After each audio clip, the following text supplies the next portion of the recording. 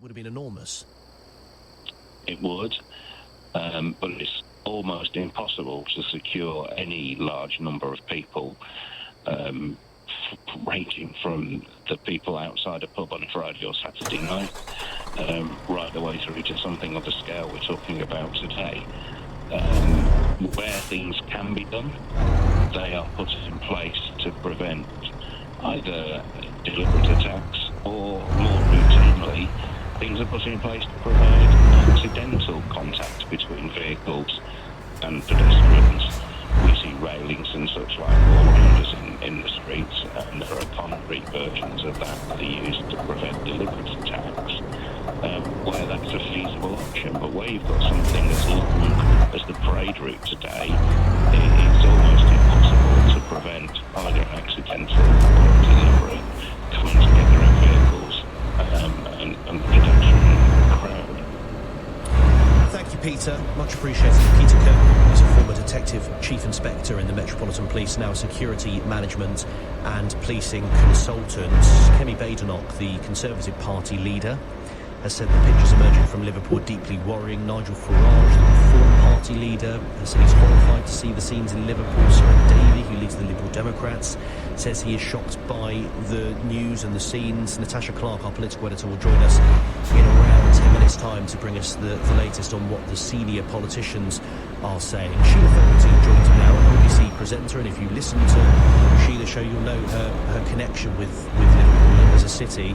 Sheila, thank you very much for speaking with us under some really worrying circumstances.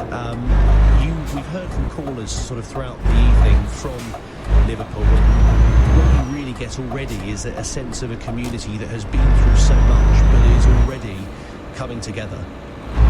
Yeah, I mean, that is without a doubt. People will be thinking about the people who've been injured, and I hope that's all we're going to hear tonight, that they've been injured, however seriously. And people will be feeling for them. I mean, I feel sick to my stomach, I have to say, just, since I learned it happened an hour or so ago, I'm sure many people do. I did what everybody does in these circumstances, texted the family WhatsApp group, because loads of my family were down there, or at different points on the parade, and I was just saying, please let me know you're okay, everyone, and various friends who I know would pull lots and would go down as well, and thankfully they're all okay, but somebody's loved ones are not okay. You only have to, I haven't shared any of those videos, but I've seen plenty of them, and you only have to look at it to know just how desperately serious some of those injuries are going to be. The other terrifying thing is how many, you heard it from, you were just reading out the account of one young man who was there with his little kids. There were pushchairs, there were toddlers. I just hope to God that car didn't hit any toddlers or babies in pushchairs, because I'm not sure their smaller bodies could withstand the force that hit them. I mean, it was truly awful. And just for people who don't know that area, it's actually just part of the really iconic central part of Liverpool and the waterfront part of Liverpool. You're going to hear over the next couple of days a lot about Dale Street, a lot about Water Street, a lot about Castle Street and Liverpool Town Hall. And basically, Liverpool Town Hall is where all of those streets meet. Dale Street and Water Street are essentially the business district of Liverpool, but they also have lots of those big old civic buildings have been turned into apartments over the last 15, 20 years or so. And I suspect that's where Merseyside Police are going to get a great deal of their footage from, because clearly there will have been, news and current affairs will be there. We were talking about it. I was talking to Liam Gotting about it today. He was on cherry pick so that he can see everything happening. But people who live in those apartment buildings on Water Street, on Dale Street, will have been filming the fun. They will have been filming just the parade, the fun of it, and then it will have turned into this horrendous scene. So I suspect that, certainly some of the awful videos that are circulating online come from such images, because you can hear the shock in the people filming it. But I suspect that will be a key part of the police evidence. It's just truly awful to watch it. Well, you referenced it then. I was listening to your conversation with Liam Gotting, I think shortly before 3 o'clock this afternoon, and all of the fun, really, and the joy that comes with these celebrations. And not to get too much into the football, but we know the last time Liverpool won the league 5 or so years ago, it was during COVID, of course, and the celebrations were much scaled back. And this was really a chance to actually celebrate both successes. And the thing is, Henry, since I was a kid, I've gone to these parades. Liverpool don't want to rub it in, everybody, but Liverpool won a lot over the years. Until I was older, I didn't realise that it wasn't a completely normal part of everybody's life, twice, even 3 times a year, to go and see your team come back with loads of silverware. It's so fundamentally part of your life when you're a kid in Liverpool. And in these last few years, the celebrations, because of what Klopp achieved, because of what we've seen this year with Arne Slot and the team, it just gets bigger and bigger. And for all the fun, when I was talking to Liam earlier today, we mentioned safety, we mentioned the warnings that the police were putting out, because, to control a crowd is a difficult business. It doesn't matter how much expertise you've got. A crowd can have a kind of animus of its own. And when that guy, for whatever reason, and we'll find out in the fullness of time, for whatever reason he rammed into those people, and for whatever reason he decided seconds, almost literally 5 minutes after the parade was over, for whatever reason he decided that he could drive down roads that were still closed for pedestrians only. That was just a fun event, but it was still an event involving huge numbers of people. And I think when you see the collision happen, and you can see the shocked reaction of the people around, both for the casualties and also, who the hell are you? What are you doing in this car? You can see, I would react the same way. I would go to the driver and say, what are you doing? We would all do that. And I think the thing about crowds and big events, fun as they are and celebratory as they are, and we should always be able to do that, that's a great part of life. When something horrible happens in the middle of it, God, it's an ugly business for the police, for the people who witnessed it, for the injured. It's just desperate, it really is. I'm glad to see that the police have made some things clear very, very quickly. As one of your guests was saying, maybe a lesson from Southport. But I hope to God it doesn't turn into another post-Southport situation, because what people should focus on, in my view, is injured people. I'm hoping that's all we're talking about when the police press conference happens. Injured people, desperately worried families. Yes, the celebration turned to dust, but that's okay. That doesn't matter. Human life matters. And it's truly shocking. It really is. And just on what you referenced there, Sheila, the fact that a spokesperson for Merseyside Police came out very quickly and said we can confirm the man arrested is a 53-year-old white British man from the Liverpool area. Again, just to reiterate, we don't know if that particular individual was the driver of the car, but putting out as much information as they possibly can very quickly. Yeah, and I think that's important, but I also think equally important, the police tell us things, you and I, we report things, and we have to be very judicious and careful about what we report. And some people say, I've already seen on my Twitter feed, some people say, yeah, but will we get the truth? And I just respond to them and say, yes, you will. Yes, you will. Just, and the thing is, I've been running this over on and off over recent months, actually, because of the whole fake news and people deciding to believe what they believe, no matter what information they come to them. Set aside today's events, because that investigation is very early on, we as a population, particularly with the dawn of AI just around the, well, it's not even around the corner, it's already here, isn't it? But even before AI, with social media, the truth is, even going back to Hillsborough, dare I mention it on a day like today, Hillsborough happened on live television, and people still managed to spread a lie around the world for nearly 30 years about it. And that was long before mobile phones existed and social media existed. So I think we as individuals, we as reporters, the police with the information they give out, politicians with their responses, we've all got to be incredibly judicious about something old-fashioned called facts, and wait until they can be established. Talk responsibly until they can be established. Talk responsibly when they have been established. We cannot afford another July, August 2024.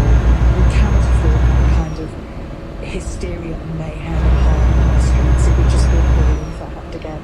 And I think calm is what is needed. I've seen on social media, I'm not going to name names, but I've seen on social media senior politicians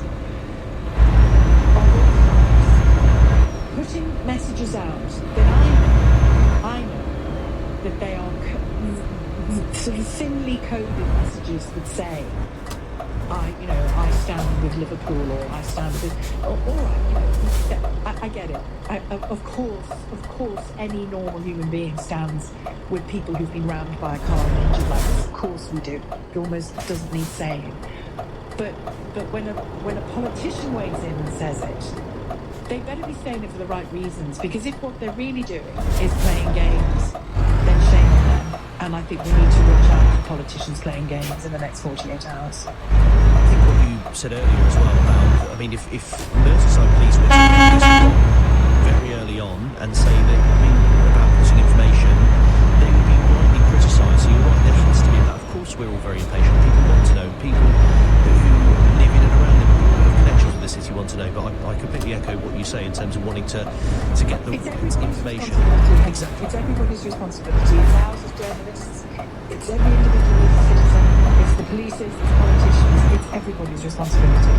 One thing that I've been looking at on social media, of course I'm also speaking on the radio, but when I've been sort of flicking through, the one thing that always sort of moves me in these instances, and I remember watching the Merseyside derby, the last one at Goodison Park, sort of on the pitch, the sort of fans, we know the rivalry between the fans, but Everton Football Club put out a statement saying our thoughts are with all of those who've been affected by this serious incident, and the sort of love from Everton fans is really moving, because we know about bitter rivals off the pitch, but you really see with on the pitch, but you know with, I mean, it's and off the pitch, exactly. But it's I just find that camaraderie and that respect. I come from what they call a mixed family. And one was a Liverpool fan. And when I was a little girl and I saw him going to the match with his friend Christopher and not going to, so he was going to see Liverpool, and I see the others all going to see Everton, and I was like, Paul John. He's not going with his brothers. Oh no, it's terrible. So that's when I decided to support Liverpool, in order to support my brother John. Anyway, that was at my little girl's head. I didn't understand it. But the point is that the rivalry, when it comes to criticising each other's team and team selection or who the manager's going to be, it can be very feisty between them. It's not all love and done by any means. But when it comes down, when serious stuff is at stake, like people's lives, like after Hillsborough, like after this, of course you just put that to one side. And if you don't, you're then, if you don't, and you saw how some fans, I do think some football fans are complete lunatics, You saw how some people responded to Trent Alexander-Arnold's decision to make a young man with massive talent to make a career decision to go and experience something new, normal, healthy, adult human behaviour. And some fans reacted as though he'd just come and set fire to their granny's hair. It's just, so football can produce real weird responses. But what I know from my city and from all the moments of the past related to football, and not just related to football, but especially related to football, they really do know how to come together, and they do know how to stand up for what's right and what matters. And I think you'll see that in spades over the next couple of days. I really do.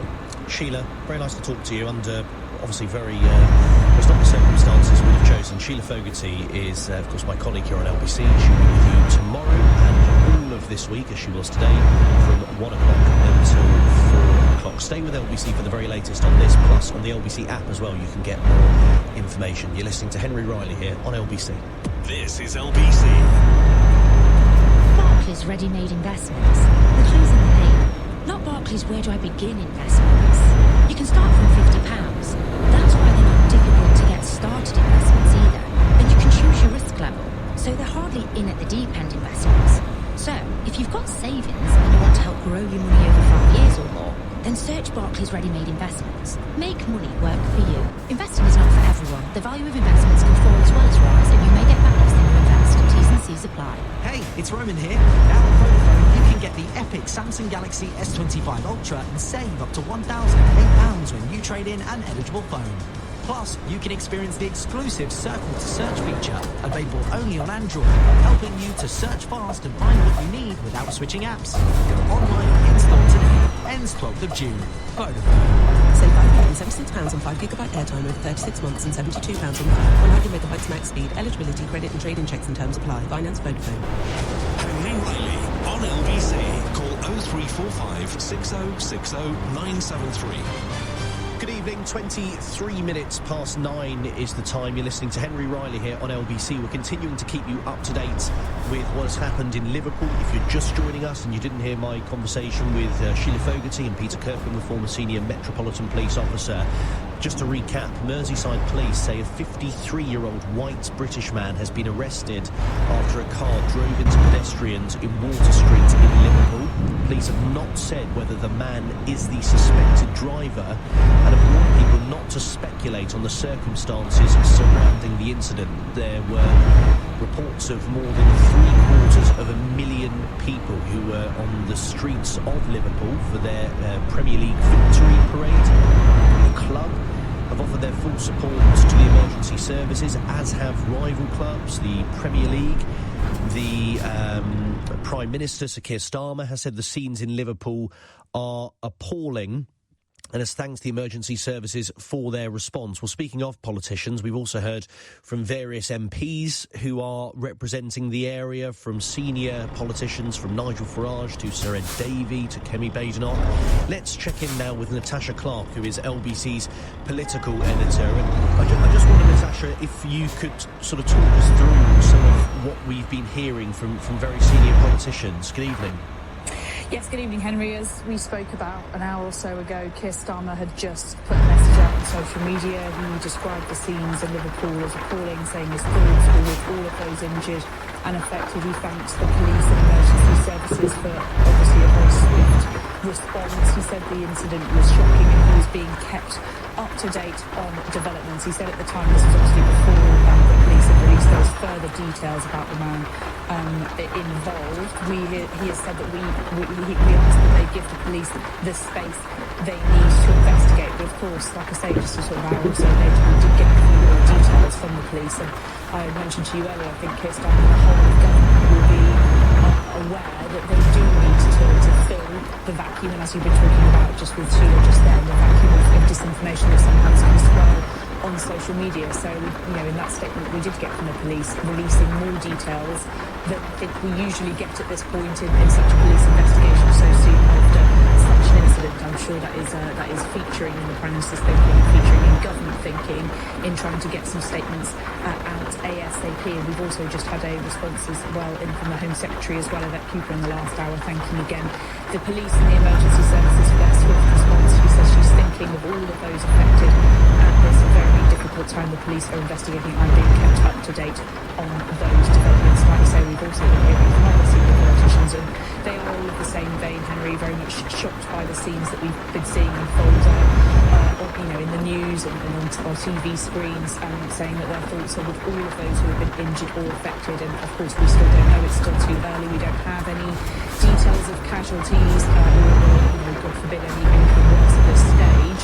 But the police from the Home Secretary very much being kept up to date with the latest, and I'm sure we'll hear more from them as it unfolds. But like we were saying earlier, it is recess. We probably won't hear some of the details. Usually this is the kind of thing, as you know, that will prompt sort of a statement in the House of Commons the next day. Because of the House being in recess, we probably won't get that tomorrow. It's unlikely that the House will be recalled for an incident such as this, unless it is shown to be something of an extreme sort of circumstance, in which case the House of Commons and the government may decide to do something. But at this stage, we're not getting any indications that is likely. We're not seeing anybody calling for Parliament to be recalled. But like I say, it depends on the severity of this incident. At this stage, we do not have the information needed. But I was told earlier by Downing Street that they are expecting Keir Starmer to be out and about this week. So I'm sure we will hear from him as soon as possible. And like I say, I think the government will very much be wanting to say as much as they can do. And we heard earlier this year, from the last time the Queen Commissioner Mark Rowley spoke to our colleague Nick Ferrari, and he does want to see some of these things changed in terms of what police can say after these incidents, and that is of course up to the government. They are looking at changing these laws and looking at whether they need to actually refresh them for a social media age, when of course much disinformation tends to swirl around on social media. But yes, very little information that we've got from politicians at the moment. They're all saying the same thing, very shocked by the scenes, thanking the with all of those who have been affected. Thank you very much, Natasha. Natasha Clark is LBC's political editor. Let's just recap what exactly has happened in case you are just joining us. A 53-year-old man has been arrested after a car plowed into a crowd of people during Liverpool's Premier League trophy parade. Merseyside police have said the suspect was white, British and from the Liverpool area. We've heard from the Prime Minister, as Natasha referenced there, saying it is appalling. The scenes we have witnesses describe the carrier ploughing into crowds of people who've been celebrating in the city centre. There's been footage of the incident circulating on Monday, again unverified, but the Press Association news agency are saying that it appears to show the vehicles speeding up and veering into pedestrians on both sides of the street. Officers surrounded the car very soon after as witnesses attempted to stop the driver, who was eventually detained by police. Let me just read you the words from Harry Rashid, who is 14-year-old man from Solihull, who's on the road with his wife and two young daughters. He witnessed it. He said this, again these are his words, this grey people carrier just pulled out from the right and just rammed into all the people outside us. It was extremely fast. Initially, we just heard pop, pop of people being knocked off the bonnet of a car. There's also another witness who has said that he saw the car speeding up, hitting pedestrians. His name was Mark. He said the car turned left, mounted the pavement, came towards us and ran towards the buildings. We got out of the way and it was speeding up. Clearly, we are just learning all of these eyewitness reports. We're learning more by the minute here. Stay with LBC for the very latest. They just had a statement in the last 30 seconds from the North West Ambulance Service, who say they've now cleared the scene following the incident in Liverpool. And this is interesting. I can tell you now, as the Press Association are reporting, they will be updating on casualty numbers at a press conference scheduled for later tonight. This is just coming from the Press Association news agency, and let me read it to you again. A spokesperson for the ambulance service said, North West Ambulance Service has now cleared the scene following the incident in Liverpool and will be updating on casualty numbers at a press conference scheduled for later tonight. Details of this will be announced shortly. We will bring you that press conference live and in full here on LBC. You can also stay up to date with the LBC app. You're listening to Henry Ryan on LBC, 9:31 time. The news is with Darren Jackson. Merseyside police, 53-year-old.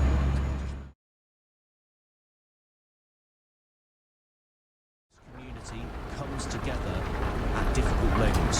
We don't know the details, but we know this is an extraordinarily difficult moment. So if you are from the area, do give me a call. Are you in contact with friends, with family, with loved ones? Were they at the parade today? Were you at the parade today? We very much want to hear from you. You can WhatsApp us on 0345 6060 973. You can text 84850, or better still, give us a call, 0345 6060 973. Now, we've spoken with a couple of our reporters this evening, Neil Botting being one, and Chris Chambers being another. They've been speaking with some of the people who are out and about in the city centre this evening, of course on those roads that the police haven't yet cordoned off, or haven't been cordoned off.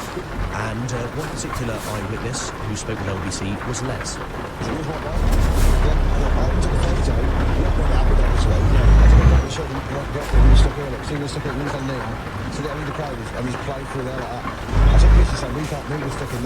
And he's actually come through there. So that's only good. He's just come. Can you describe that? So he steps over the building right there. And obviously, we saw black Mercedes. They started banging on the windows. And then they smashed the windows of the car. And the Mercedes, black Mercedes, just played straight through the crowd. Just had him having panic. And he's put his foot down. He lives at him like it. He's put his foot down that far. He's hit someone. The person just gone there. And he's played for the rest of them. And he's just played for the absolute crowd. How many people? The crowd was there. He was gone. I think it's like man upstairs anyway, trying to walk from the sky. But he doesn't like it. I mean, he just gone, put down, he's gone. Someone smashed his window before he put his foot down. Before he gets into it, opened his door car doors and the passenger door trying to get in. And obviously, as far as I can see, he's panicked. So when he's got, he's gone down. Fuck down, he looks like that, he's got dinner. He's trying through. Going down there. So he's got all the way down to come out.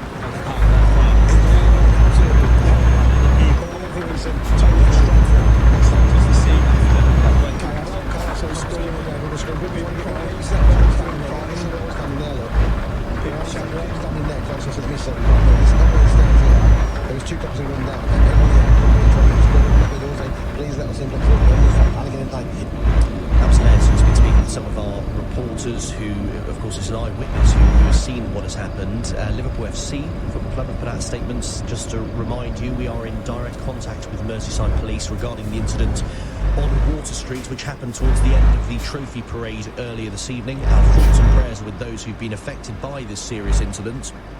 We will continue to offer our full support to the emergency services and local authorities who are dealing with this incident, and we will hear more at a press conference later tonight, where I imagine, haven't had it confirmed, but I imagine we'll hear from a very senior officer from Merseyside Police, either the Chief Constable, the Deputy Chief Constable, or perhaps the individual who was the commander in charge, or who was leading the operations on the ground today, possibly also a spokesperson for the North West Ambulance Service, who, if you listened earlier on, who have put out a statement confirming that press conference. So possibly from the ambulance service, possibly from the police. I would imagine we're also hearing from politicians. The Health Secretary, Wes Streeting, has put out a statement saying, "I'd like to thank our amazing emergency services for their heroic actions this evening in Liverpool.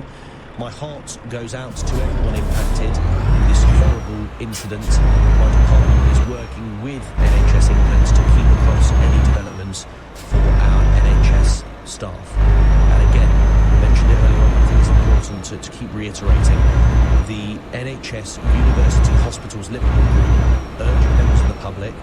They say they know that people are concerned about loved ones. They say next of kin will be contacted to help us manage the incident as best we can. Please refrain from calling our switchboard, because as you can imagine, they are extremely difficult.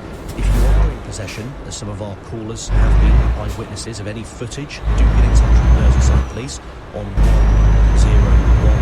And then after you've done that, most importantly, do call us and do tell us about what the sort of atmosphere was like, of course, because this is a day that should have been a joyous day for Liverpool fans.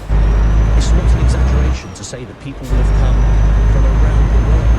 There are, imagine, hundreds of millions, tens of millions of Liverpool fans around the world.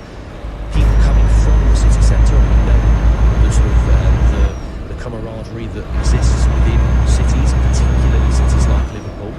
We know also that there will be people up and down the UK who've moved away or have family linked with the football club who would have, I imagine, been in attendance today, people who would have travelled around the world. Because Liverpool last won the Premier League 5 years ago. That was during COVID, the 2019-2020 season. They wouldn't have been able to, they weren't able to, have anywhere near have fans in stadiums, let alone the sort of rooftop parade with 750,000 people that we saw today. The last time they'd won the league before that, I think from memory, was 1990. So it's 35 years really that the fans have been waiting to celebrate. They've won trophy leagues, won Champions Leagues. But in terms of the actual Premier League, or leagues that have been back in the 80s, 90s, this really was a special moment. And for the most part of the day, for the majority of the day, was a special moment. Until, as we've heard, at 6 o'clock, these reports of an individual driving at supporters.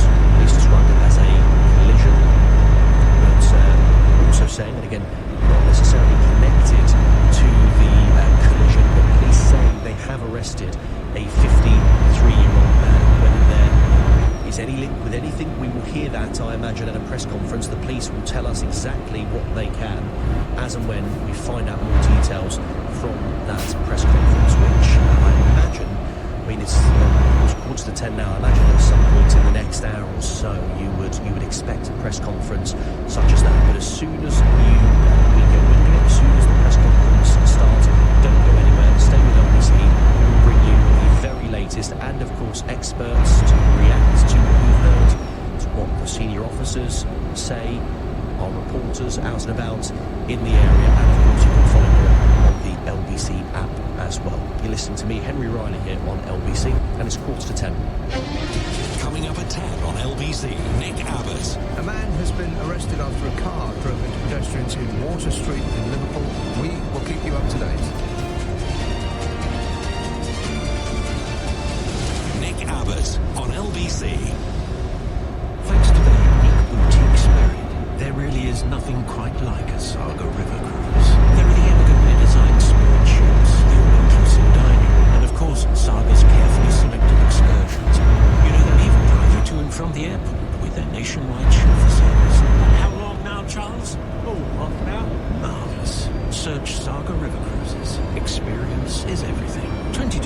season on sale now. Chauffeur service available on UK mainland. Full terms apply. Over 50s only. Ready, steady, the Toyota on sale event is on. Race down to your nearest Toyota centre. Save up to an extra £1,000 on a new Toyota. But hurry! Deals must end 31st of May. The Toyota on sale event is on. Offer valid on eligible new vehicle models 1st to 31st of May, registered by 31st of July 2025. Retail customers only. T&C supplied. See toyota.co.uk for details. It's your home, darling. Let's make it fabulous. High score is my fault, but there's no arguing with Trustpilot ratings. Shutterly Fabulous have an expert team of fitters who specialise in one thing: simply gorgeous window shutters, made to measure, hand finished, and exactly installed. Make your home Shutterly Fabulous. So don't dither, darling. Book a free consultation with our expert shutter fitters today. Henry Riley on LBC. Listen on your smart speaker now. Just say, play LBC. 9:47 is the time. You're listening to Henry Riley here on LBC. If you're just joining us, it's not a regular show tonight. Covering for Ian Dell.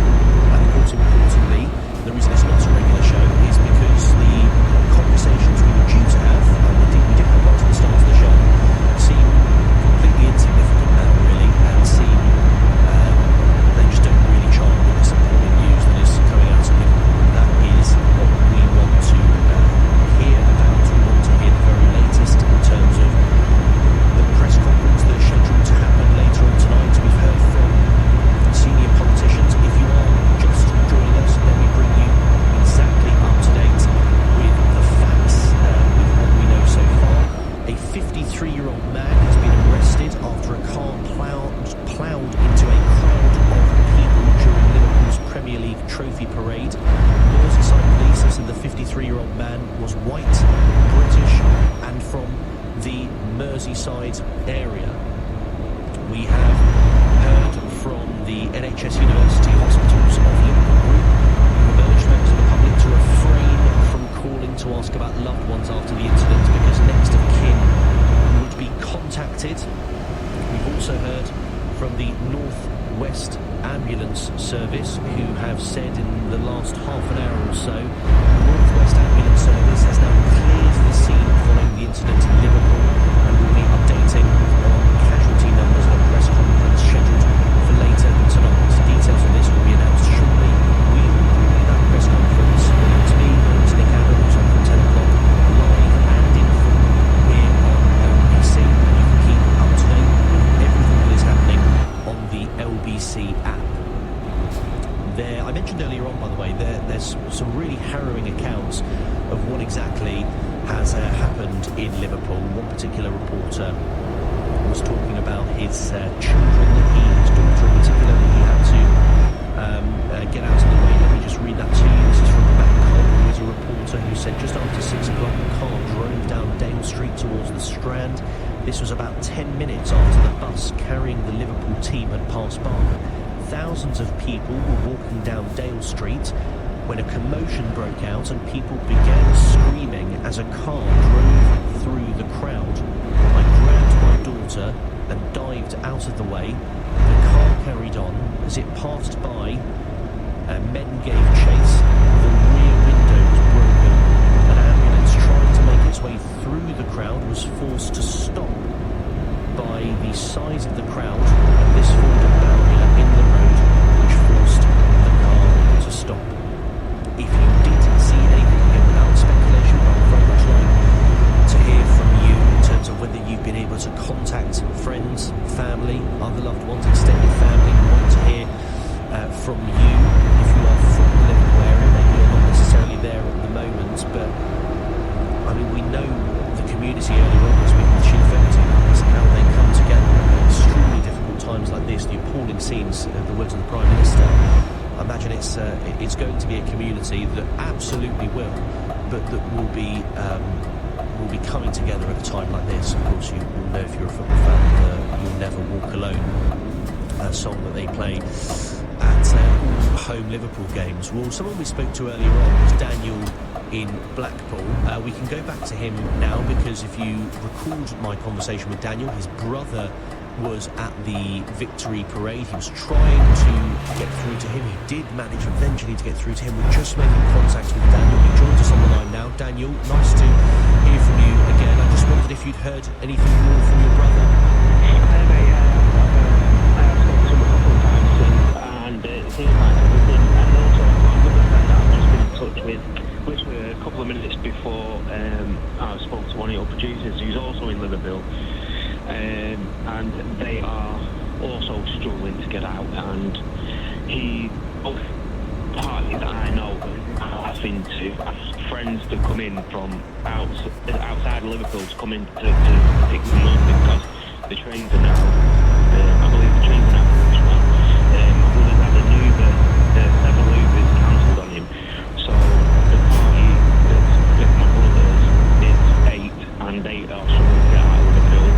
And a friend of mine that's currently there is there with his wife and his son, and they're currently struggling. So they've now also asked friends to come down to pick them up. So it seems like everybody's really struggling to get themselves out or get home or get safe, really. I'm just going to say, Daniel, it's a bit of a bumpy line, but I don't want to lose you. I just want to sort of stay with you, but just clarify a few things you said. So, your brother, his friends, and your other friends. Did you use 6 friends with your brother, wasn't it? I think you said there were 6 of them in total. With my brother, it was 8. Sorry, it was a group of 8. Yeah. Have you heard from all of them? I know that the group with my brother and all his friends, the 8 of them, they're all safe and sound. They've got out of the way now. And when you say about them exiting Liverpool, is that via train? Is that via taxi? Do we know how they're trying to get out? They're trying both. My brother tried getting onto the train, and he said he's struggling to get through. The trains have been shut down, and he can't get out of Liverpool on the trains. And he's had several Ubers cancel on him. So he's had to ring friends coming from outside of Liverpool to come and pick him up. And the same from another friend who's also struggling there. And just repeat that so I'm absolutely clear. Yeah, so my brother is struggling to get outside of Blackpool. Yeah. Outside of Liverpool. Yeah. And he's had to ring friends from Blackpool to come and pick him up. And are they on their way to him now? Yeah, they're on the way. They're on the way to him now, yeah.